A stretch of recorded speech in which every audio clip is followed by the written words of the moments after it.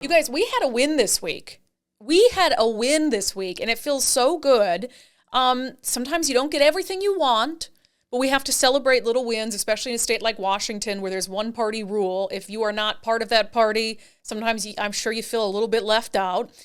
We've been preaching this sort of be your own best watchdog. And for the last couple months, I've been begging you guys to send emails, make phone calls on certain bills and priorities. And one of the big ones that we've been talking about is the pursuit bill. And in Washington State, after the whole thing in 2020 around this racial reckoning, they pushed through a bunch of police reforms. One of them basically limited almost entirely when police can pursue suspects. So now you got thousands of people just driving off from police, going on to do God knows what, and huge issues with it. So there were two bipartisan proposals to fix the broken police pursuit policy. They stalled.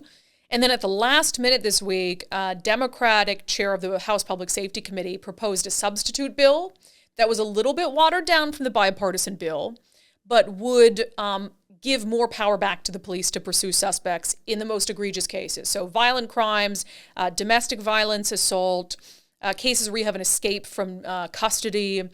Vehicular assault. So that means like if they back into a police cruiser to get away or something, or another person's vehicle to get away, or when they're fleeing, they hit another vehicle. Well, they've just committed a vehicular assault. And so then you can pursue that person. I think there were a couple other instances, but those are the big takeaways. So that's good. Is it going to fix everything? No.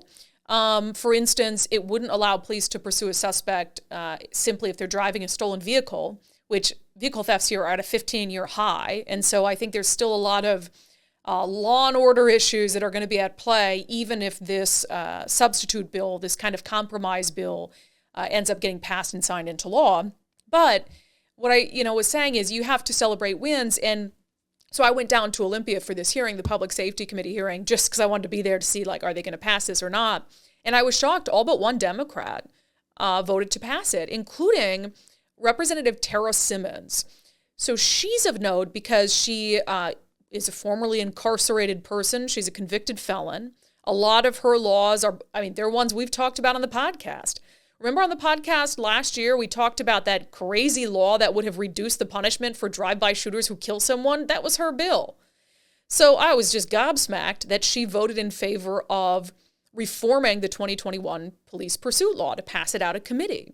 But I want you to listen to what she said when she took that vote. I am voting for this today, and it's probably one of the hardest votes that I've taken as a lawmaker so far because the law enforcement community is divided on this issue. I think, I talked to the Fraternal Order of Police yesterday, and they said they really prefer the work group. But WASPIC and WACOPS wants, a fix right away.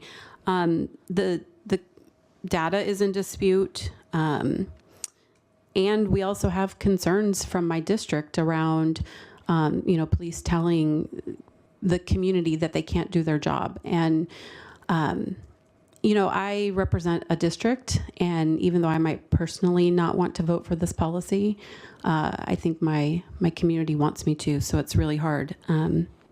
But I am encouraged that there's a 2-year sunset thanks to Representative Fossey, and that I hope we pass the work group as well so we can bring everyone together to get the actual policy right, because I don't think that this is the best policy, and I think we can get there if we work together. So I think this is a harm reduction move, and I just wanted to make sure everyone knows why I'm voting for it. So she recognizes, based on the number of her constituents who reached out to her, that she might not support this policy, but it's important to the people she serves. Now, I don't want to assume, but I imagine a lot of you reached out to her as well.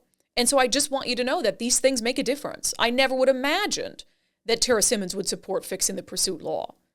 Yet here we are. And so that is a win in and of itself. And I hope that it shows you the power of making your voice heard, sending emails, making phone calls. There's a reason I beg you guys to do that stuff, because it really matters. And when you have lawmakers who are willing to take that to heart, I don't think all of them are, but obviously Tara Simmons is, and go against her own personal opinion on something for the good of the people she serves, I think that's noteworthy. I think it's worthy of praise, and I think it's worthy of praising all of you for taking the initiative to let lawmakers know what your priorities are.